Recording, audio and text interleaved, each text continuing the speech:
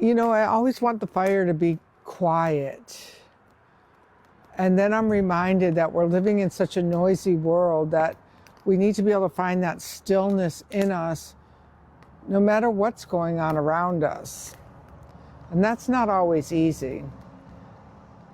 It's just not always easy. But I think we'll get going. I was thinking this morning about how when I used to be the fire, I'd bring the rocks into the inipi and I would have to get to the lodge really early in the afternoon with Uncle Richard, who would teach us how to set up the fire. And he would always have us get there, like no one else got there till 5, but we'd have to be there at 2. And we'd sit around and talk. And it wasn't until just today, I might have realized it sooner, but that was the teaching. That was the early part of the teaching, was the going the early, to have that time, not where somebody was telling you what to do or how to do it, but that it was the process of doing it. And I want to say that to all of the people out there who have come to this winter solstice celebration now. It's 14th year. And every year I say, no, not again. I get here winded. And it seems to be something that I do for me that brings me back into the heart of my own self. And I hope that it does that for those of you who come back year after year too. And the other day, one of the presenters, Linda Fitch, said to me, well, what a legacy this is that you've created 14 years. And I never even looked at it that way. I think I show up and do it, but you don't have to, but you do. And so I want to thank the people who have been here year after year, sharing their altars, holding space. My assistant, Erica, who an hour ago I said, are you coming today? You know, just shows up. And I'm glad that she's here, and Trish and Kelly and Michelle, all the people who have been with me for a long time. And Leanne, who brought me pies when I was just in Maine. And my mom said, well, why'd she bring you pies? And I'm there like, because she was showing me care for, you know, what I'd give back to the community. And I thought it was really great. And the pies were delicious. I want to recognize the people who are staying up late in Europe tonight to be here. Thank you. This year, we're gathering at a time that feels really, really uncertain. You know, we heard what the Pachacuti, the upturning of the world, and, you know, the end of the one time and the beginning of another time. But I don't know if we understood that it would fray our nerves. It would take us to the limit of what we thought was possible.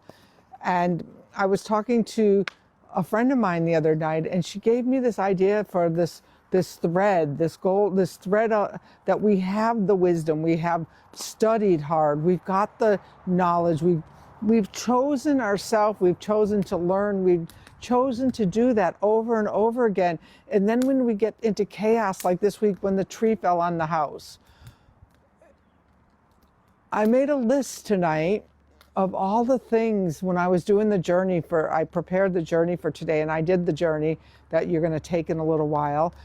And I made a list of all the things that I had shown up in my own sacred resilience for this year, including launching a book, writing a book, moving. I wasn't even planning on moving. And all of these other things. And this week a tree fell on the house, and the windstorm for 2 days knocked out the power for 2 days when I thought we were going to have a live gathering.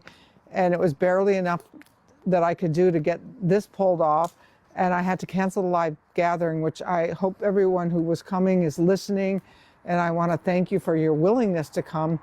And let's try it again at the summer solstice when we can maybe predict the weather a little bit better. So I want to you a little bit on what's going on before we do the journey, because this opening is, I've shared my altar. I hope you'll go over to the Wind Clan and share your altar. But tomorrow, all day long, there's free live streams at the Practical Shaman. And Sandra Ingerman kicks it off at 8:30 in the morning with a blessing. And then on the hour, every hour, we have amazing presenters all day long. And if you can't come all day long, you're more than welcome to go over and purchase, for right now it's still $49, the Inner Sanctuary Pass. And with it, you get a whole handbook which has the whole complete schedule, all the bios, all of their gifts. It's in one easy peasy place. Otherwise, you can get all of that. Go over to the iamsymposium.com and scroll down, and you can click on people individually and get their information. But this tells you a little bit more. Oh, and there's the song sheets in here, so when we do caroling tomorrow at some point.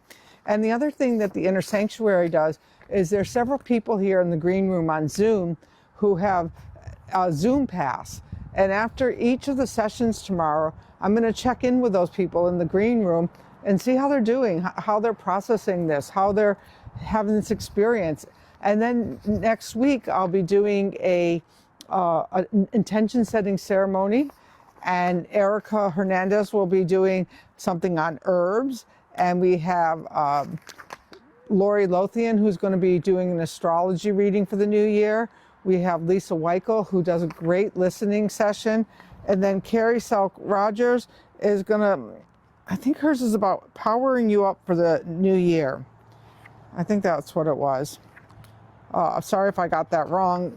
And tomorrow at about 4, we have a flute concert. And then the day ends with Ishtak Berry at 5 o'clock tomorrow night. That's like so much, we have so much to do and so much to transpire.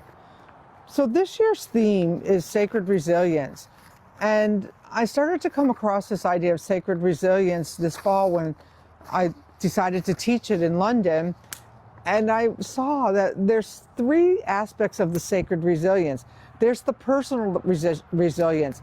That is those strands that you've wrapped around your own bobbin from going through deaths, going through heartbreak, going through job loss, all of those things that you've endured in your life and become stronger for, and also the times that you've made better decisions for yourself in your life. So instead of choosing a bag of Lay's potato chip, you chose a carrot, and all of a sudden your body started to shift. Those are those tight strands of the times that you chose yourself, the times that you made better decisions, and the times that you really came through for yourself. Those are the things that we need right now, that we need to rely upon to go through these times, is to remember, oh yeah, there was a time that I got through an illness. Yeah, it might have taken me a minute, but I got through it and I was even stronger. Loss, all of that. And then there's the community resilience. Last week, I went on a little rant because in the city of Palm Desert, where I've had a house for 30 years, all of a sudden they decided to pull down the pride flag.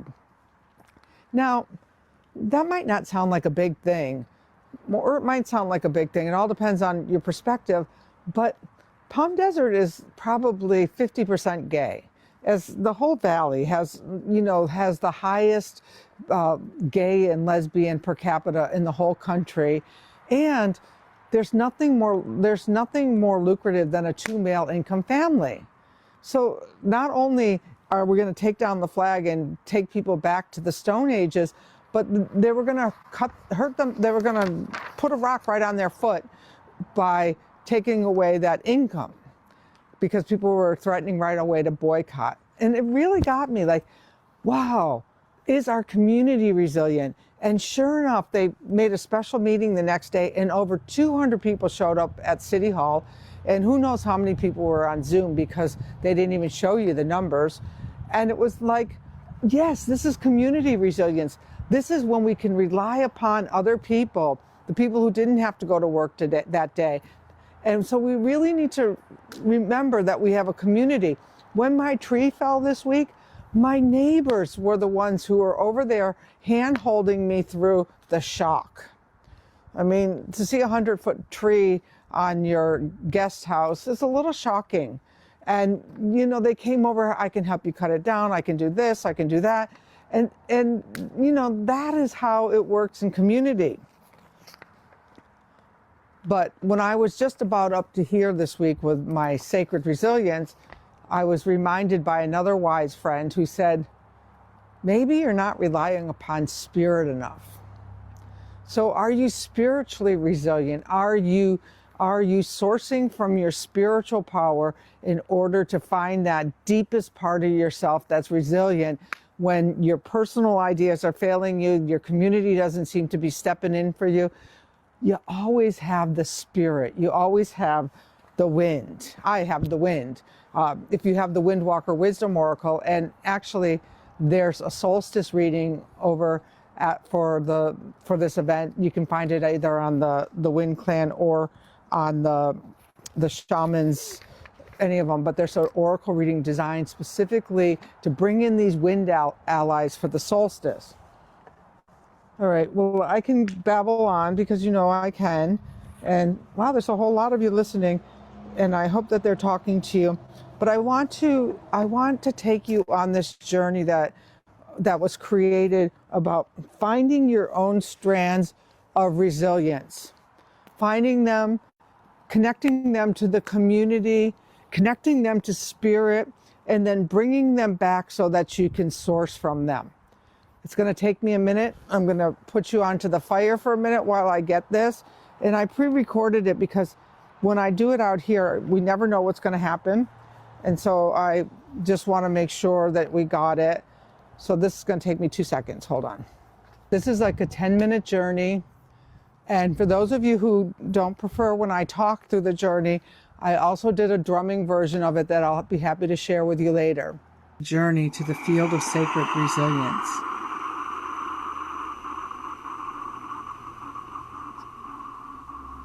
Take a moment to settle yourself.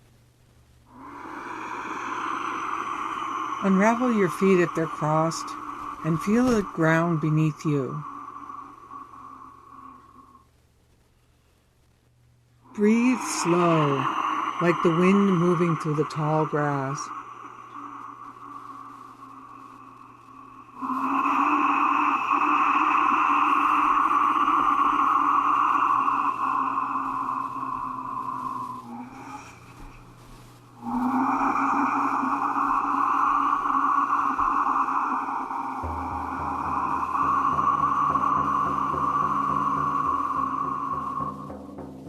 If you haven't already, close your eyes and bring your awareness to the center of your heart. Breathe into that heart space. And from this place, imagine a thread of light, a wind cord, gently extending downward, rooting you deep into the earth. And from this heart space, imagining a thread of light extending upward, connecting you with the sky.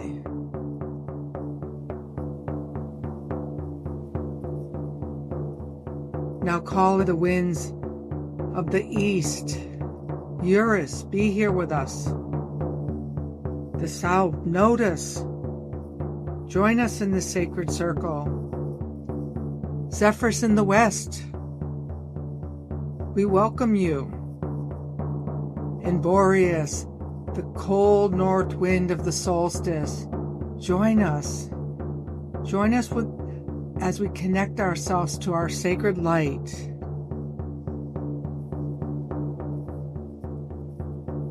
Feel these strands forming a sacred container around you.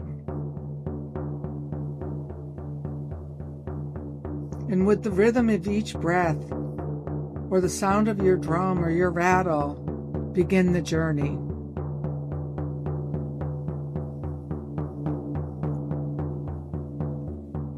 Find yourself standing in one of your favorite places in nature. And in front of you, there's a path that leads to an open field. This is not just any field. This is the field of sacred resilience. A living, breathing consciousness woven into the quiet choices you have made your whole lifetime. The choices that you've made to heal, to grow, to tend, to keep going when times are hard. As you walk towards the center of the field, notice what surrounds you.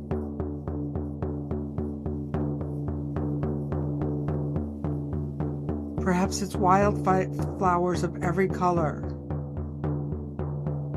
or small rock cairns built by those who came before you. Perhaps it's the ancestors, the megaflora, those who inhabited the earth long before you did in this lifetime. Feel the wind stir. It's carrying wisdom of transformation, of strength, of healing.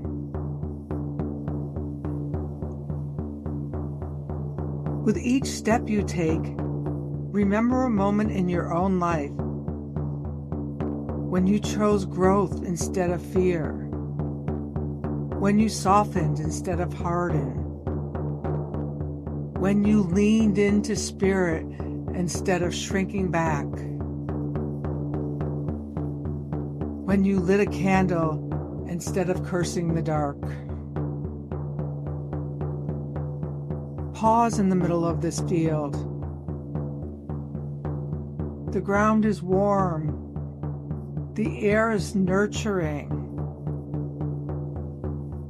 There's memory, there's presence. Now listen. Notice the sparks that are rising from the fire. Small flickers of light from the earth, from the ceremony, from the fire pit. Each spark is a story. Each spark weaves a strand of its own. Your turning point. A breath you took in grief. A truth finally spoken. A return to self.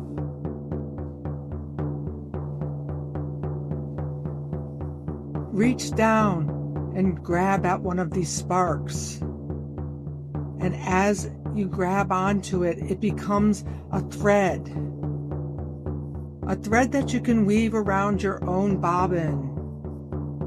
The bobbin of resilience, the bobbin of strength, the bobbin that no matter what other fabric it's sewn into, holds the other stitch.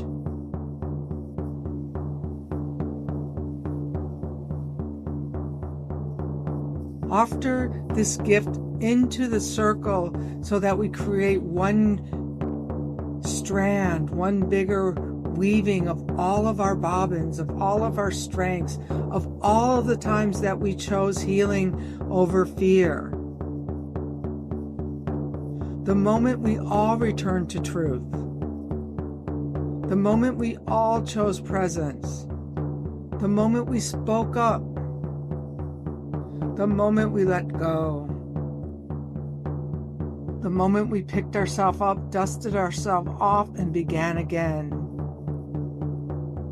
Breathe into this sacred strand, this thread that you've created. As it weaves around with the other strands created in this sacred circle. This is the strength. This is what gathers. This is what multiplies. This is the breath that we feed the fire. As we feed this breath into the fire of our strength, our true resilience, our resilient self, our resilient community, the resilient spirit that is with us all the time, and we breathe that into the flame strengthens and grows. Step closer to the fire in the middle and feel the warmth, feel the light, feel the love of everyone else's strength in this fire with you. Stay in this space. As the wind gathers, the strength multiplies. The flames grow taller. This is how the fire grows. This is how we all stand in our sacred resilience, is with each other, with community, with ourselves, with spirit.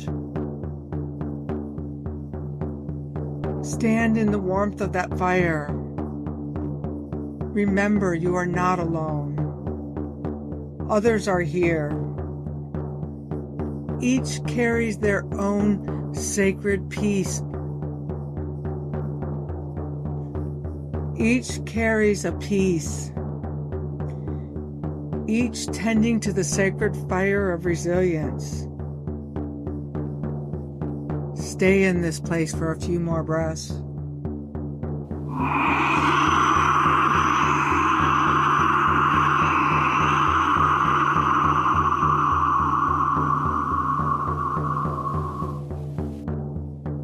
Listen. Feel. You remember the wind. Let it caress you. Let it help you remember. And when you're ready, give thanks to the winds and to the fields of sacred resilience.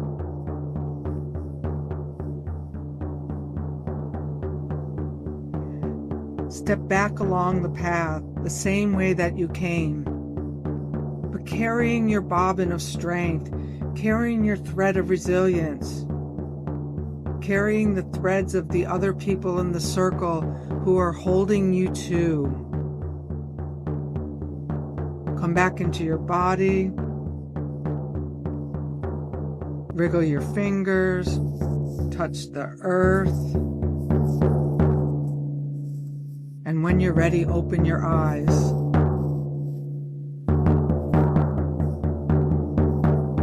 You are here, and the fire walks with you.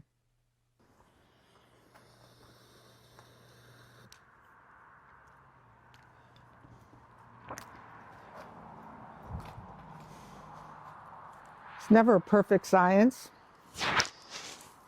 but it is a science. I will have my video editor do a revised version of this because I edited it this afternoon myself. And I hope you got some kind of an experience from there. If you did, write something down. If I would invite you to go back through it tomorrow when I share the full link. Again, it'll be in probably the morning email or the mid-afternoon email once it's re-edited. But it's a kind of a powerful idea to go into the field of resilience, drop what you think you know, and pick up some of the energetic strands for yourself, wrap them around. And then what I visualized when I was doing the journey was I visualized this bobbin going around and everyone wrapping their strength, so that in this journey I saw everyone putting their strength on this spool. And then I had not only my resilience, but I had the community's resilience, and I had the spirit's resilience that happens when we're all together. I believe that this will be worth redoing and rethinking about, and we're going to be talking a lot about resilience all day tomorrow. I'd like to invite you, if you're holding an altar, to share your pictures over in the Wind Clan. And I haven't not quite sure how we're going to handle the altar video this year. I'm waiting to see how many inner sanctuary people sign up, because I've come to this realization that the community needs to support the community. And for years to just lug around the community because I thought it was a good idea is not me being in my own sacred resilience and allowing spirit. So I'm going to invite you to join our inner sanctuary and be part of the community that's supporting the community.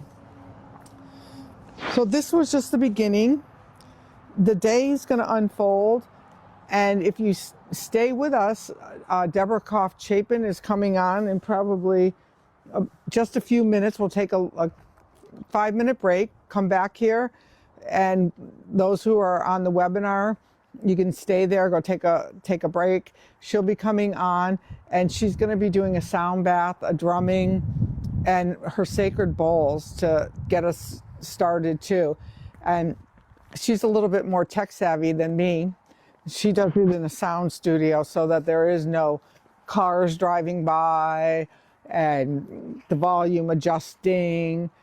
You know, Zoom is not a perfect science. And we don't have a whole production crew, but we do the best that we can. And this is a beautiful ceremony. And I just want to share something in case of those who didn't join right away. But listen to this.